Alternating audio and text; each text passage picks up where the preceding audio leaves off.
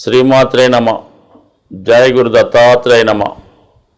ఈ వీడియోలో మనం 2025-26 సంవత్సరాల్లో ఏర్పడబోతున్నటువంటి శ్రీ విశ్వావసు నామ సంవత్సర ఉగాది ఫలితాలు మేషరాశి వారికి ఏ విధంగా ఉండబోతున్నాయి అన్న విషయాన్ని ఈ వీడియోలో పరిశీలించే ప్రయత్నం చేద్దాం. ఈ రాశి వారికి ఆదాయం 2, వ్యయం 14గా ఉండడం జరిగింది. అంటే ఇంచుమించుగా ఆదాయం కన్నా ఖర్చు ఎక్కువ రావడం జరుగుతుంది మరి మన మేషరాశి వారికి. ఎందుకంటే మీకు ఏలినాటి శని ప్రారంభమైంది కాబట్టి ఖర్చు వ్యయం ఎక్కువగా చెప్పడం జరిగింది.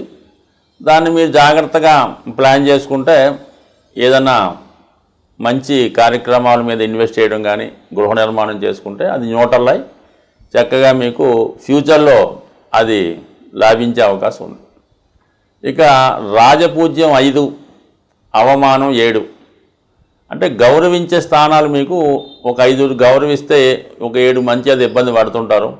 ఇది ఎక్కువగా మీకు ఏదైనా పాలిటిక్స్ వాటిలో ఉన్న వాళ్ళకి తప్ప సాధారణంగా మన మామూలు వ్యక్తులకి పెద్దగా దీని ప్రభావం ఉండదు. మరి మంచి కార్యక్రమాలు చేస్తే గౌరవం పొందుతారు. పనికిమాలిన పని చేయడం వల్ల అవమానం ఫీల్ అవ్వడం జరుగుతుంటుంది కాబట్టి అది మీ చేతిలోనే ఉంటుంది. అందువల్ల ఏంటంటే మరి చక్కగా ఈ రాశివారు ఈ సంవత్సరంలో మంచి ఇన్వెస్ట్మెంట్ చేసుకుంటే ఫ్యూచర్లో మంచి ఫలితం రావడం జరుగుతుంది. ముఖ్యంగా సంవత్సర ఫలితాలు పరిశీలించినప్పుడు గురుగ్రహం యొక్క గమనాన్ని ఆధారంగా తీసుకొని చెప్పడం జరుగుతూ ఉంటుంది. ఎందుకంటే గురువు కూడా ఇంచుమించుగా ప్రతి సంవత్సరం కూడా ఒక రాశి నుంచి ఒక రాశికి మారడం వల్ల ఈ సంవత్సర ఫలితాలకి ప్రాధాన్యత ఏర్పడడం జరిగింది. అలాగే శని భగవానుడు 2.5 సంవత్సరాలు ఒకే రాశిలో ఉన్నప్పటికీ కూడా మరి ఈ సంవత్సరం అంతా కూడా మనకి ఇంచుమించుగా ఈ ఉగాది ప్రారంభం నాడే మీనరాశిలో ప్రవేశించినటువంటి శని భగవానుడు ఈ సంవత్సరం అంతా కూడా ఇదే రాశిలో సంచరించడం జరుగుతూ ఉంటుంది. ఇక దాని తర్వాత రాహు కేతువులు 2 గ్రహాలు కూడా ఒకేసారి నవంబరు 18వ తారీఖు వరకు కూడా మీనరాశిలో సంచారం చేస్తూ 18వ తారీఖు తర్వాత ఇంచుమించుగా మనకి రాహు వక్ర గమనంతో కుంభరాశిలో ప్రవేశిస్తాడు. అలాగే కేతువు సింహరాశిలో ప్రవేశిస్తాడు.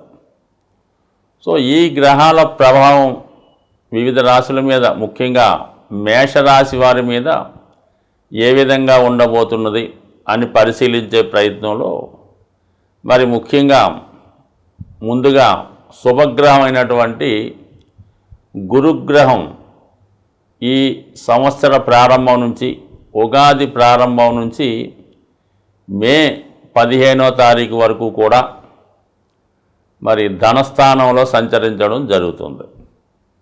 ఇది వీళ్ళకి చాలా శుభకరమైనటువంటి స్థానం.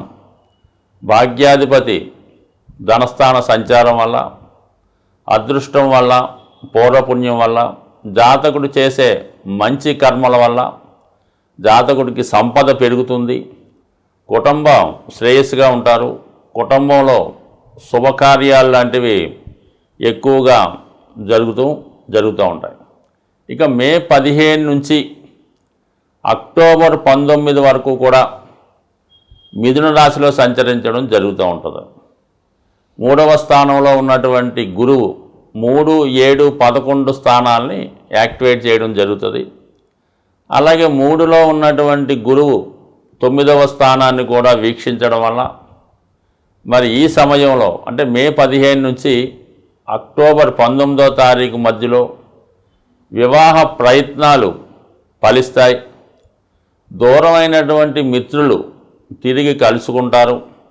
ముఖ్యంగా విదేశ ప్రయత్నాలు ఫలిస్తాయి. అంటే గురువు విద్యాకారకుడు కాబట్టి విదేశంలో ఉన్నత విద్య అభ్యసిద్దామనుకునే విద్యార్థులకి చాలా వరకు ఈ సమయంలో అంటే మే 15 తర్వాత ఇంచుమించుగా అక్టోబరు 19 వరకు విదేశ ప్రయత్నాలు ఫలిస్తాయి. వివాహ ప్రయత్నాలు ఫలిస్తాయి. అలాగే వివిధ కారణాల వల్ల దూరంగా ఉన్నటువంటి భార్యాభర్తలు తిరిగి కలుసుకోవడం కూడా జరిగే అవకాశం ఉంటుంది. అయితే అక్టోబర్ 19 నుంచి సుమారుగా ఒక నెల రోజుల పాటు కర్కాటక రాశిలోకి మారడం జరుగుతూ ఉంటుంది ఈ గురుగ్రహం. ఇది వీళ్ళకి చతుర్థ స్థానం అవుతూ ఉంటుంది. అంటే ఈ నెలలో ఇంచుమించుగా మీకు అక్టోబర్ 19 నుంచి నవంబర్ 19 మధ్యలో చతుర్థ స్థానంలో ఉచ్చ స్థానంలో సంచరిస్తూ అదే రాశిలో వక్రగమనం పొందుతున్నటువంటి గురు భగవానుడు మరి మేషరాశి వారికి ఆ నెల రోజుల్లో గృహయోగాన్ని కలిగించడం జరుగుతూ ఉంటుంది. సొంత గృహాన్ని నిర్మించుకోవడం కానీ కొనుక్కోవడం కానీ జరుగుతుంది. చాలా ఆనందకరమైనటువంటి సంతోషకరమైనటువంటి వాతావరణం జాతకుడి గృహంలో కనబడుతూ ఉంటుంది. ముఖ్యంగా మీ కుటుంబ సభ్యుల్లో ఎవరో ఒకరికి ఒక మంచి హోదా రావడం కానీ, వ్యక్తిగతంగా మీకు లేదంటే మీ కుటుంబంలో వారికి సంతాన లాభం కలిగే అవకాశం ఉంది. కొంతమంది అంటే వ్యయాధిపత్యగా ఉన్నటువంటి గురువు చతుర్థ స్థాన సంచారం వల్ల విదేశ ప్రయత్నాలు ఫలిస్తాయి. అంటే కుటుంబం మొత్తం ఒక ప్రాంతం నుంచి వేరే ప్రాంతానికి మైగ్రేట్ అవ్వడానికి కూడా ఈ గ్రహస్థితి చెప్తూ ఉంటుంది. అంటే సంపూర్ణంగా ఏదైనా ఒక ఖరీదైనటువంటి పట్టణ ప్రాంతానికో విదేశానికో మైగ్రేట్ అయి అక్కడ స్థిర నివాసం ఏర్పాటు చేసుకోవడానికి ఈ కొద్ది కాలం పాటే అక్కడ ఉండడం జరుగుతుంటుంది.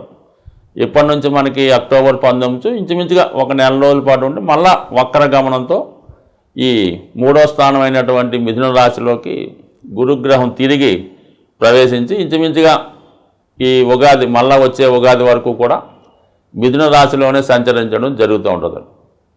అంటే ఈ ఉగాది విశేషం ఏంటంటే శ్రీ విశ్వావసు నామ సంవత్సరంలో గురువు 3 రాశులు మారడం జరుగుతూ ఉంది.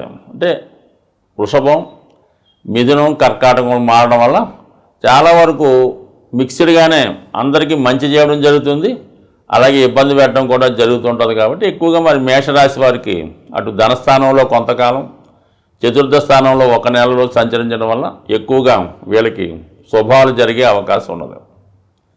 దాని తర్వాత రాహుగ్రహం 12వ స్థానంలో సంచరిస్తున్నటువంటి రాహు ఇప్పటికే జాతకుడు ఇతరుల చేతిలో మోసపోవడం జరుగుతూ ఉంటుంది.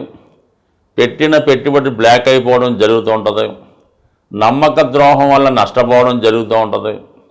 ఏదో ఒక బలహీనత వల్ల జాతకుడు తన యొక్క సంపద కోల్పోవడం కూడా జరుగుతూ ఉంటుంది. అయితే అటువంటి రాహు మే 18వ తారీఖున 11వ స్థానంలోకి రావడం జరుగుతుంటుంది. రాహుకి అత్యంత శుభస్థానం 11వ స్థానం. పైపెచ్చు కుంభరాశి రాహుకి స్వక్షేత్రం అవడం వల్ల కంప్లీట్గా మీకు మరి మే 18 నుంచి 18 నెలల పాటు చాలా చక్కని ఫలితాలు ఇవ్వడం జరుగుతూ ఉంటుంది. అంటే విదేశ వ్యవహారాలు కలిసి వస్తాయి. ఇది ఎక్కువగా సినిమా పరిశ్రమ వారికి, సాఫ్ట్వేర్ రంగం వారికి చాలా చక్కగా ఉపయోగపడుతూ ఉంటుంది. ఎవరైతే కొత్తగా స్వతంత్రంగా వ్యాపార రంగంలోకి ప్రవేశిద్దామనుకున్నారో వాళ్ళకి గ్రహస్థితి చాలా అనుకూలంగా ఉంటుంది. ఈ సమయంలో మీకు ఇతరుల యొక్క ఆధీనంలో ఉన్నటువంటి మీ స్థిరాస్తి మీకు రావడం జరుగుతూ ఉంటుంది. గతంలో మీరు కొన్నటువంటి ఆస్తుల విలువ విపరీతంగా పెరిగి మీరు ఊహించిన దానికన్నా అధిక ధనం రావడం జరుగుతూ ఉంటుంది. అంటే బ్లాక్ అయినటువంటి ధనం తిరిగి రావడం జరుగుతూ ఉంటుంది. దాని తర్వాత వృత్తిలో కూడా చాలా వరకు గొప్ప పదవీ లాభం, ప్రమోషన్ లాంటివి రావడం జరుగుతూ ఉంటుంది. అలాగే సినిమా రంగంలో ఉన్న వాళ్ళకి అనూహ్యంగా వాళ్ళ యొక్క రెమ్యునేషన్ పెరుగుతూ ఉంటుంది. వాళ్ళ యొక్క ప్రతిభకు తగిన గుర్తింపు రావడం కూడా జరుగుతూ ఉంటుంది. అంటే మొత్తం మీద ఈ మేషరాశి వారికి ఏంటంటే రాహు చాలా బ్రహ్మాండంగా ఈ సంవత్సరం అంతా పనిచేస్తాడు. కాబట్టి మీరు ఎక్కువగా రాహు యొక్క కారకత్వాల మీద ఫోకస్ చేస్తూ రాహు యొక్క అధిదేవత అయినటువంటి కనకదుర్గ అమ్మవారిని ఆరాధించడం వల్ల సంపూర్ణ విజయం ఒక ఎలక్షనే కాదు, ఎంత గొప్ప పదవైనా రాహు తలుచుకుంటే ఇవ్వడం జరుగుతూ ఉంటుంది. ఇక కేతువు కామన్గా మీకు 6వ స్థానంలో మే 18 వరకు సంచరిస్తూ దాని తర్వాత సింహరాశిలోకి ప్రవేశించడం జరుగుతుంది. ఇది చాలా వరకు 5వ స్థానం కాబట్టి షేర్ మార్కెట్లో ఉన్నవాళ్ళు చాలా జాగ్రత్తగా వ్యవహరించాలి. లవ్లో బ్రేకప్ రావచ్చు, ఆత్మీయులు దూరం అయ్యే అవకాశం ఉన్నది. ఇక ఫైనల్గా మరి మేషరాశి వారికి ఒక ఇబ్బందికరమైనటువంటి పరిస్థితి ఏంటంటే, మరి ఈ ఉగాది నుంచే మీకు ఉగాది కానుకగా శని భగవానుడు 12వ స్థానంలోకి రావడం జరిగింది. అంటే ఏలినాటి శని స్టార్ట్ అయింది. అంటే ఇది మీరు చేసుకునే ప్రయత్నం బట్టి, మీరు చేసే కార్యక్రమాన్ని బట్టి, పనిని బట్టి ఉంటుంది.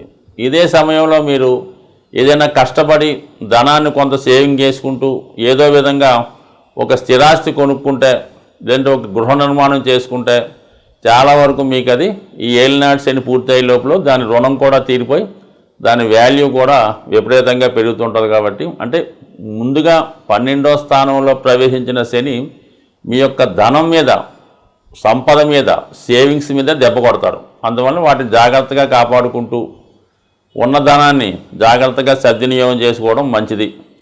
లేదంటే ఏదన్నా మంచి కార్యక్రమాలకు వినియోగిస్తే మంచిది. ఈ సమయంలో చేయకూడని ఏంటంటే షేర్ మార్కెట్లో ఎంటర్ అవ్వడం, వ్యాపారాలు చేయడం, ఎవరికన్నా వడ్డీకి ఇవ్వడం, అత్యాశకు పోవడం, అక్కలేని విషయాలు కలగ చేసుకోవడం, ఈ విధంగా చేయడం వల్ల నష్టపోయే అవకాశం ఉంది. ఇదే సమయంలో విద్యార్థులు అలాగే యువకులు కూడా చాలా జాగ్రత్తగా ఉండాలి. ఏదో ఒక వ్యసనానికి, బలహీనతకి ఈ సమయంలో జాతకుడు లోనవ్వడం జరుగుతుంటుంది. కాబట్టి మొత్తం మీద ఏంటంటే మేషరాశి వారు ఈ ఉగాది నుంచి శని విషయంలో జాగ్రత్త పడాలి. క్రమశిక్షణగా వ్యవహరిస్తూ వ్యసనాల వైపు వెళ్లకుండా క్రమశిక్షణతో రోజు ఉదయం సూర్యోదయానికి ముందు లేచి ఒక అరగంట అటు పూజా కార్యక్రమం కానీ, అటు నడక వ్యాయామం లాంటిది కానీ చేసుకోవడం వల్ల మీకు మొత్తం 7.5 సంవత్సరాలు కూడా శని ఏమాత్రం ఇబ్బంది పెట్టకుండా ఉన్నత స్థాయికి వెళ్ళే విధంగా ఈ మేషరాశి వారికి శని భగవాను యొక్క స్థితి ప్రారంభమైంది. ఇది ఏదైనా మీ ప్రయత్నం బట్టి, మీరు చేసే కార్యక్రమం బట్టి ఉంటుంది. అందుబట్ట శని యొక్క ఏలినాటి శని గురించి పెద్దగా భయపడవలసిన పని లేదు. క్రమశిక్షణతో ఉంటే అన్నీ సవ్యంగా సర్దుకుంటాయి. ఈ ఉగాది సందర్భంగా ద్వాదశ రాశుల వారికి చక్కని పరిహార మార్గం తెలియపరచడం జరుగుతుంది. సాధారణంగా ప్రతి ఒక్కరికి ఉన్నటువంటి సమస్యల్లో ఆర్థికపరమైనటువంటి సమస్య, రుణ బాధలు, ధనం సరిపోవడం ఒకటైతే, మరి కొంతమందికి అనారోగ్యపరమైనటువంటి సమస్యలు, హెల్త్ ఏదో రకంగా ఇబ్బంది పెడుతుంటుంది. అంటే సాధారణంగా ఈ అనారోగ్య సమస్యలు బయట వారికి అర్థం కావు. ఆరోగ్యంగా ఉన్నవాడికి అనారోగ్య సమస్యల గురించి పెద్ద అలాగే అనుకుంటాడు తప్ప పెద్దగా ఇతనికి దాని గురించి పెద్ద బాధ ఉండదు. అనారోగ్యంతో బాధపడుతున్న వాడికి ఆ బాధ తెలుస్తూ ఉంటుంది. అలాగే ఆర్థిక పరంగా బాగుండి ఎటువంటి లోటు లేని వాడికి ఆర్థిక సమస్యలు అర్థం కావు.